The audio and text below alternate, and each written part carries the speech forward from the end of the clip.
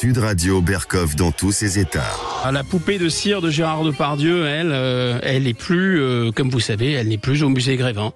Elle avait fait son apparition là-bas en 1981, l'acteur français le plus célèbre. Et l'effigie de cire de l'acteur va désormais rejoindre à la remise celle de Pierre Palmade, par exemple.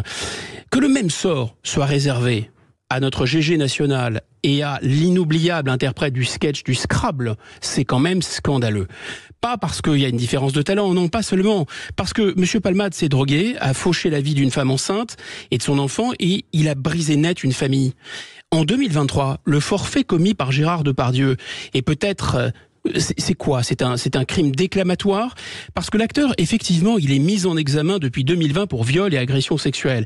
Et franchement, si les faits sont établis et si la justice le trouve coupable, c'est pas moi qui veux pleurer sur son sort. Il faudra qu'il paye. Mais pour l'instant, il bénéficie tout de même de la présomption d'innocence. Ah, pas vraiment, parce qu'il a été remis en examen médiatique par la diffusion récente de compléments d'enquête sur France Télévisions. Dans ce reportage, on entend un petit procureur du sévice public qui le cloue littéralement au pilori.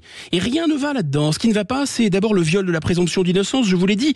Ce qui ne va pas, c'est l'effet de meute. Ce qui ne va pas non plus, c'est la confusion entre les paroles et les actes, avec cette sacralisation de la parole des femmes. Dans la France de 2023, il sera bientôt moins grave de tuer quelqu'un que de prononcer une parole misogyne sans faire de mal à une mouche, car il est bien connu que plus on parle, en général, moins on fait.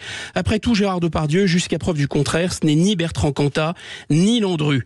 Ce qui ne va pas non plus, c'est qu'en fin de compte, Depardieu, même s'il est archi coupable, et encore une fois, il devra payer, ça ne retirera rien à son talent. Ce qui ne va pas non plus, c'est qu'on sent très bien que Gérard Depardieu, c'est un personnage un peu sur la brèche, un peu borderline, comme disent les psychiatres, et qu'il verse dans la provocation, voire peut-être dans le suicide social. Enfin, ce qui ne va vraiment, mais alors vraiment pas, c'est que cette société s'en veut probablement de l'avoir tant aimé. Voilà. Et cette société, elle brûle ses idoles. Pas certain que Gérard Depardieu en ait grand-chose à cirer d'ailleurs.